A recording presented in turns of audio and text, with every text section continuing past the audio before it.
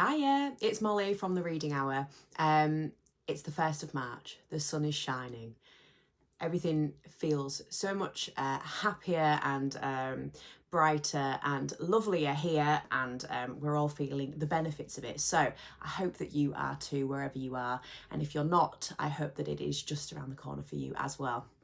So today marks the end of my February reading and the transition into my March reading. So this month was a good month for me. I read 5 books, which is, if you watch my newbie tag, and I've had to remind myself of this a little bit over this past month and a bit of doing booktube. I don't get a lot of time to read. I work and I've got a young daughter, and you know, responsibilities that means that I get quite limited time in the evening to read. So 5 books for me is quite good, and I think it's interesting that those 5 books, because that's more than a book a week, isn't it? And I think it's interesting that those 5 books have coincided with my first full month on booktube. I've reflected a little bit on whether there's some pressure there on me, but I'm trying to let that pressure go and continue to embrace the name of the channel, the Reading Hour, which is pretty much what I get, an evening to read, and sort of congratulate myself on those 5 books. But it's not necessarily something that I can or have to keep up. I ran out of storage and my camera stopped recording. How irritating. But I wanted to quickly, before we carry on, give a moment to the trousers. Gosh, my knee's clicking. You ready? Oh, look at them. Look at them. Black corduroy, the kind of, the sort of material that is collecting cat hair, but they've got flowers on them. They're flared. They're very, very cool at the front. So yeah, well chuffed with them. I like clothes, and they feel quite fitting for what feels like our first spring day. So yeah, very nice. Anyway, you're here for books, so let's talk books. So the 2 5-star reads that I've already banged on about absolutely loads, so I'm not going to mention again. I've done 2 sort of longer reviews if you are interested in learning any more about these books or hearing my opinions on them. But I read Atonement by Ian McEwan and I read Educated by Tara Westover. Both fantastic. Got a lot out of them, read them pretty quickly. Yeah, I'm not going to go through it because those videos exist, and I'm going to be boring people that are loyally coming back every video, which I appreciate that. If you are doing that, that's really kind. And there's certain names that are popping up that are staying with me, so I appreciate that. So thank you if you are. So I'm not going to talk too much about these, but yeah, these two reviews exist somewhere on my channel. Go and have a look if you fancy it. But yeah, they were brilliant. 2 cracking books this month. So the next one that I read was Frankenstein. So this is the first book that I listed on my 10 classics or whatever. It was 13 classics that I want to read this year. And this was really cool. So the first half of this, I'll be honest, I was frustrated by Victor Frankenstein, and I appreciate that you don't need to like your protagonist or like your main characters in order to enjoy a book. But I found him really irritating and very melodramatic, and there's a section kind of in the middle where he so Victor Frankenstein makes the monster, and he's become very, very obsessed with it, and he's kind of shut himself away from his family, and he's just sort of making himself actually quite ill from how obsessive he's getting about what he's doing and his work. And it really annoyed me that the monster opens a single eye and Victor's like, oh, no, don't like you anymore. What have I done? Like the paradox of how hard he's worked and how obsessed he's been, and also this obsession with creating a race or a species that are going to bow down to him. And then the second that he gets that first flicker of life, dude's like, no, absolutely not.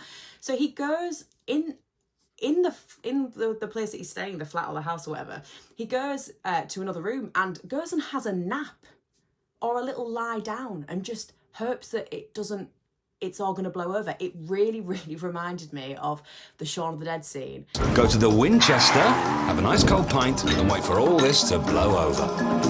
And that's what it reminded me of. I saw a poster on, I like Reddit, but I saw a poster on Reddit which said about putting like tarpaulin on him and then going to bed and just hoping that he was just going to disappear. Yeah, and I didn't get that. And then I thought, when he appears at your bedside, sir, after doing that, fully deserved. So once we were introduced to the monster, the book got its claws into me. The monster is a fascinating character. He teaches himself to read, he teaches himself language, he's very sort of philosophical, and he thinks very deeply about the world and his place in the world and why he's come here and why he's not being accepted. And yeah, he's a very sort of thoughtful, deep, heartbreaking character. And yeah, once he was introduced, I really, really enjoyed this. Anybody that sympathised with Victor, let me know. I'd be interested to know why.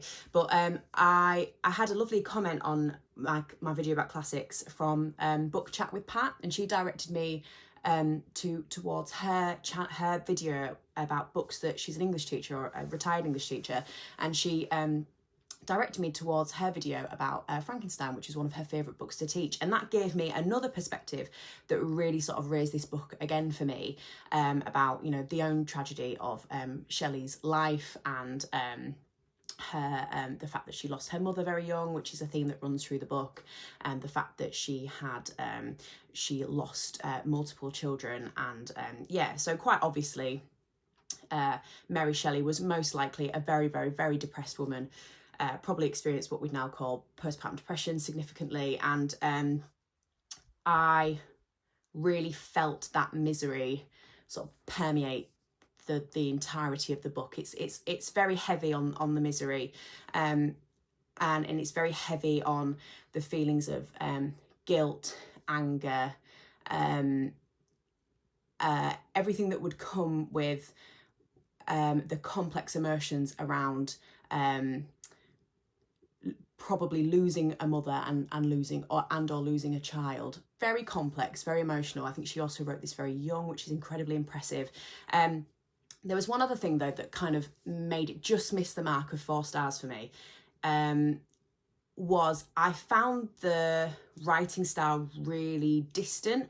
And again, if somebody who knows more about literary devices and how writing is used to produce a feeling or a connection with the reader, a book like Atonement is very close. You know, we're really watching characters like Cecilia's movements through the house and how she's interacting with different objects. And also, I'm going to put this down, that's really annoying. And also how she, maybe her facial expressions and how she's interacting with other characters. And I like that closeness, whereas this has a very sort of, well, it's all written in letters and they're layers of letters. So first of all, we can't really trust the narrators, but also I just feel like we're held at a distance, and I don't know why. I can't put into words what it is about it that's making me feel like that, but that's kind of how I felt. So my favourite section was the monster's perspective, being in the shack sort of next to the house and watching the family. I felt that was the closest that we ever got to a character, and I loved that bit. And then I felt that it drew away again. I also absolutely loved the ending, very creepy. You know, the imagery of this monster like running across sheets of ice and scaling huge mountains, and you know, that was, and appearing at windows as well. That was really unsettling. And I actually read the second half of this in one sitting, and I read it all the way up until sort of 1 a.m, which was a strange choice. And I did have some peculiar dreams that night. But yeah, overall, I gave this 3.5 stars. I couldn't justify giving it 4 stars. I don't think I enjoyed it quite enough compared to other books that I've given 4 stars.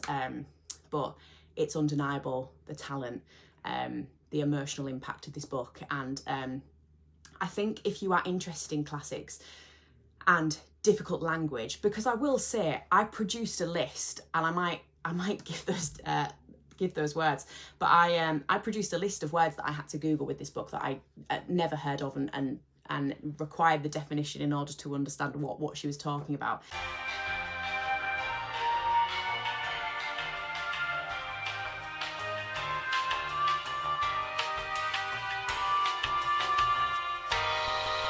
So the point I was going to make is that if you haven't really read classics and you want to, like me, really, I'm quite a beginner to this. I think Frankenstein is a really good one because of its length. It's very short.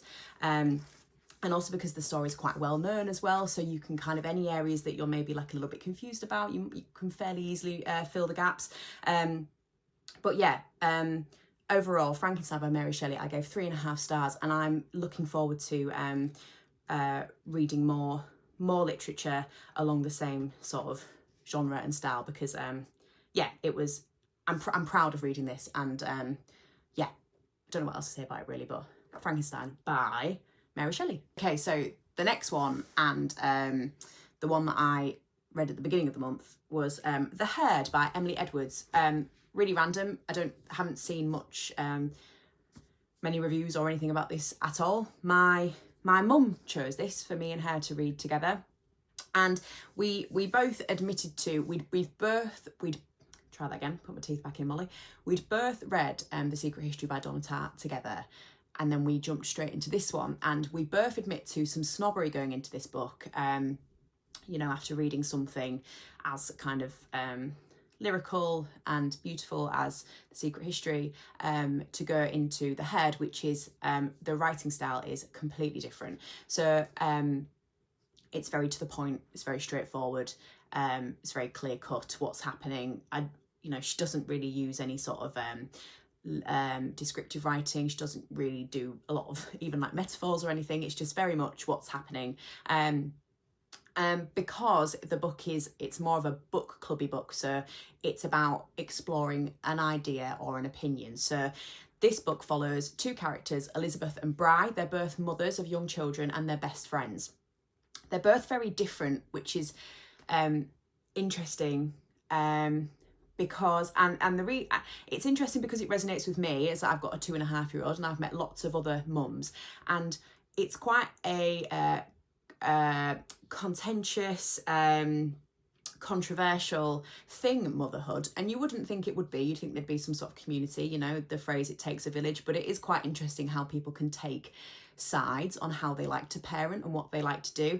And I try through my life to be, you know, incredibly respectful of how people want to do things, but the big one of this, and the big difference between the two main characters, is whether they're going to vaccinate their children or not. So I would say I'm pretty strongly of the opinion that you should vaccinate your children. That's why they're there. They're to keep them safe and to, you know, look after your community as well. You know, I work in the NHS, so, you know, it's quite important that I'm vaccinated as well. So obviously I'm already going in with quite a clear opinion. But Emily Edwards does a really good job of giving us the other side as well. I get the impression that she's not anti-vax herself, but she definitely does sympathise with Bri, the mother who is against vaccinations. Bri has a disabled brother who is autistic, and her family feel very strongly that her brother developed autism as a result of a vaccination, which is obviously an incredibly controversial opinion. But yet Emily Edwards explores how the sadness around that, and that her mum, while wrong, needs a reason or an explanation for her son's condition, and how much of a hard time he's having, because he's a very, very anxious young man as well. I think it also explored very well that if somebody has had an opinion drilled into them from their family, which kind of linked to Educated by Tara Westover as well, so it was quite nice to read both of those books this month. But when somebody has had an opinion or some views on the world drilled into them by their family over and over and over and over again through their childhood, how frightening and guilt-inducing it can be to go against the grain of what your parents have worked very hard to instill in you. And so it was a really interesting exploration of that guilt. So Elizabeth's daughter is she suffers from seizures. I don't think she's diagnosed with epilepsy. I think she just experiences seizures, and as a result, Elizabeth is told by a doctor that her daughter can't be vaccinated. And so Elizabeth she feels very strongly that we should vaccinate, but because her daughter can't be vaccinated, she expects and demands really that everybody else in her circle vaccinate their kids, and if they're coming over to a play date or for a birthday party, she expects them to be vaccinated. And so when she's sending out invites for her daughter's birthday party, she says very clearly in the invite, please can you confirm that your child is fully vaccinated? As you do know, Clemmy can't be vaccinated, so we would appreciate your sort of cooperation on that. Now Bri, because of her background, hasn't vaccinated her daughter, yet they are best friends. And so Bri is navigating that lie and how she's going to approach that with her best friend. So the drama kind of picks up of the story in that there's a measles outbreak in the area, and certain characters are affected by it more than others, and it kind of explores how you could be very, very close friends and get on very, very well. But if you disagree on one very, very fundamental and important thing, how a relationship can be damaged beyond repair. And I really enjoyed it, even though it kind of completely went against a writing style that I tend to like and was very, very different than what I would normally pick up. I did enjoy those themes. Maybe that's because of my own, you know, where I'm at in my life with my family. One thing that irritated me is that there was a little bit of foreshadowing about which character had been particularly affected by the measles virus, and or even potentially which character has died. And there was a little bit of sort of teasing of that, of like, oh, which kid is been really made really poorly by this. I didn't really like that. But the other thing that kind of irritated me is I did think that she wanted to put mums in boxes, as for, you know, and, you know, I've been accused of both of these things through my journey with motherhood, but, you know, uptight, control freak mother, vaccinating her kids, wants everybody else vaccinated, you know, won't let her kids make mess, keeps the house perfectly tidy, judges others and their maybe like haphazard way of parenting.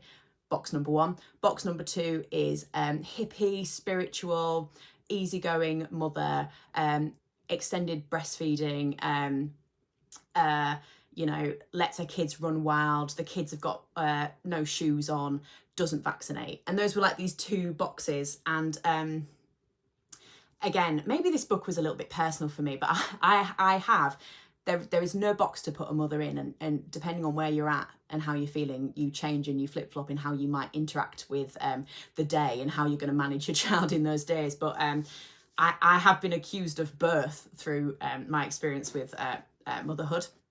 Yeah, I didn't quite like that, but maybe she needed that in order to tell the story. I feel like I'm yammering now. The reason I'm yammering, I think, is because this is a really, really good book club read. I think there are a lot of opinions that you can get from this. I think she did a really, really good job of exploring that and giving people conflicting moral dilemmas to discuss with other people at a book club. And ultimately, I think this book did a very, very good job of that and what it set out to do. But ultimately, I gave it 3 stars because of the couple issues that I mentioned there, and also just because it didn't have that writing style that I enjoy. It wasn't descriptive. It was a nice one to listen to the audiobook of. The narrator of the audiobook was very, very good and very clear. And so I listened to a lot of this while driving around for work. So yeah, if that sounds interesting, pick it up. The Herd by Emily Edwards. My snobbery was dissipated. I enjoyed it, and I'll be interested if she brings anything else out in the future. So yeah, there's that one. Okay, finally, so this was a book that was a choice for my work book club, which I attend every 2 months, I think. And we read The Last Family in England by Matt Haig. I read, I always forget the name of it. Is it The Midnight Library? I read that on my honeymoon. How many years ago now? Quite a few years ago now. I read it on my honeymoon and I really, really enjoyed it. It was read at a time when I was very, very happy in my life. And the book is about it's about sadness and feeling like you're failing in life and wanting to you know, this sort of feeling of, again, it's a long time, I'm paraphrasing, but is the grass always greener, and about gratitude about the life that you've got, and do you need to keep trying again and again and again to try and find that happiness, or do you need to find it is it more simple where that happiness is? And around that time in my life, that really resonated with me, and I really, really enjoyed The Midnight Library. So I went into this really excited, but it just fell flat. I think it was published much earlier than The Midnight Library, and you can sort of tell, I would say, it's not sort of as ambitious. But this tells the story of sort of intelligent dogs that are cognizant, and they are aware that they are being sort of owned by humans, and their sort of thoughts and feelings about that. And depending on the breed, they tend to have a different opinion. So the dog that we're following in this story, Prince, is a Labrador, and himself and other Labradors follow something, I think it's called the Pact or something, and it's basically where they feel quite strongly that they have like a moral, spiritual obligation to look after their family and protect their family from any harm and maintain their family's happiness. And then you meet dogs like the Springer Spaniels, which are sort of seen as they're kind of enemies, who don't care about that and are just here for a good time to, you know, sniff some poo, roll about in a puddle and just have a great time. And the Labradors dislike the Springer Spaniels for that reason, and vice versa. The Labradors, when they meet each other, they say something really funny. Oh, I'm going to try and find it. That's it. They say, when they meet each other, they say, duty over all, duty over all. And I thought that was quite funny, and sort of made me think about Blessed Be the Fruit in Handmaid's Tale, which I haven't read, but I have seen the programme. So that was an interesting sort of idea, that these Labradors are sort of bound by these sort of cultish beliefs that that this is their purpose on earth, and they can't really move away from that. And that other breeds have, and that they've gone against that will, and that's wrong of them. I was excited to read this, and it was light-hearted and it was fun, but then it suddenly started to become not light-hearted, and it took on some really, really heavy themes, but I don't think it dealt with them really well, and it became a bit soap opera-y, you know, became a little bit like EastEnders. There was a lot of jokes about sort of male anatomy, and lots of jokes about weeing. But yeah, if you fancy it, for the creativity and for the idea, give it a go. But yeah, it wasn't for me, but that's okay. So we've got book club next week, so I will be chatting about that, and I'll be interested to see what my colleagues also thought of it. So yeah, that was probably the weakest book of the month. The Last Family in England by Matt Haig. So we're going to talk plans for March. I have decided to start for March. We are going to do middle March. Bought this a couple of weeks ago, and have been really excited to get stuck into this. You know, there's some pretty sort of difficult themes already. Our main character, one of the main characters, is a Puritan, and sort of her understanding of her religion, and kind of how she feels about it, and how she's sort of devoting herself to it, but in other ways she's not. And these are all pretty complex things for me, but I'm enjoying the writing style, and the sort of, it's beautifully written. There has already been some sections that I've, you know, annotated and written down, and I'm looking forward to speaking about. I maybe need to chill out on the annotations though, because like I said, I'm only 50 pages in, and I'm already sort of got a full thing of notes on my notes app on my phone. So because otherwise it's going to take me 20 million years. But yeah, I think I'm going to enjoy this. Like I say, it's probably going to take me most of March, and that's okay. There's quite a lot of sort of tag videos that I want to do. I've been kindly tagged in a few things recently. So the kind of idea for me is to get stuck into this through March, really absorb myself into it, really take my time, enjoy it while filming other things. But I might do a few check-ins about this. So that's kind of my plan for March, middle March. It's beautiful though.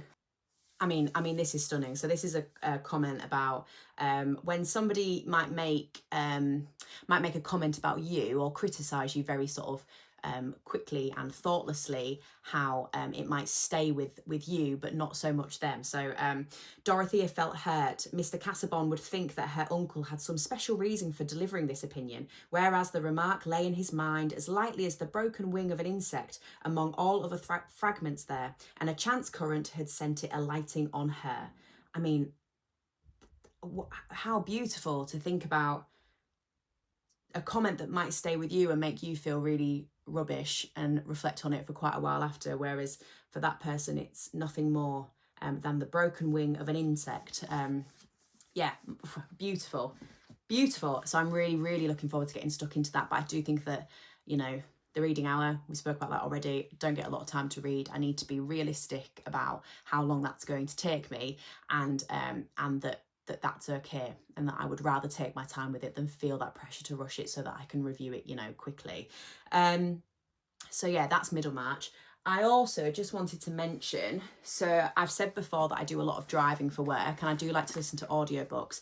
I've also mentioned that if the book is complicated, like something like Middlemarch, how that becomes difficult for me. But if the book is has more simple writing and is more plot driven, how it's a lot easier for me. So because I do so much driving, it's dawned on me that I don't want to experience Middlemarch through my audiobooks while I'm driving. So I'm also going to run alongside Middlemarch the final instalment in the Harry Potter series. I'm going to listen to The Deathly Hallows, and I'm going to save this for my drives. I've read it before. Last year I decided that I wanted to, let me reword that. I've read all of them up to the Half-Blood Prince multiple times. The Half-Blood Prince and Deathly Hallows, I have read them both once each, now Half-Blood Prince twice, and have fewer memories of them. And I want to, and every time I think I'm going to read them again, I feel like I need to go from the beginning again, which is silly. So I just picked up, because I know the story so well now, so I just picked up Half-Blood Prince last year, and I didn't enjoy it as much as I thought I would. I think I gave it 4 stars, which is obvious. I'm really interested to read this one again, which I think is you know, obviously the most grown up of them all. I think it's got some of the dark themes, and I'm really interested to read this one again as an older person, with more experience, a more experienced reader, I guess you could say. I think I'm going to say that. I've read blooming Frankenstein now, okay? So I'm really looking forward to listening to this. Obviously the audiobook narrated by Stephen Fry is fantastic, isn't it? So yeah, while plunging into the complexities of Middlemarch, I'm going to really enjoy the beautiful magical adventure and the ending of Harry Potter. So yeah, those are my plans for March. Obviously, if I finish Middlemarch before the end of March, I'll pick something else up, but I'm not thinking about that just yet. I think that sometimes you can get into a habit, especially when you sort of immerse yourself in the booktube, bookstagram, BookTok circles, you know, this thing of like moving on to the next one, and I really don't want to feel like that. I want to enjoy my reading, I want to enjoy my downtime, and I want to enjoy my channel, which so far I think I'm keeping a fairly good balance. But so yeah, those are the two that I'm focusing on for the next few weeks. And yeah, got a few tags planned. We'll see what I can produce over the next couple of weeks. But yeah, thank you so much again for tuning in. I hope you've enjoyed this, and I look forward to catching up with you all again soon. Okay.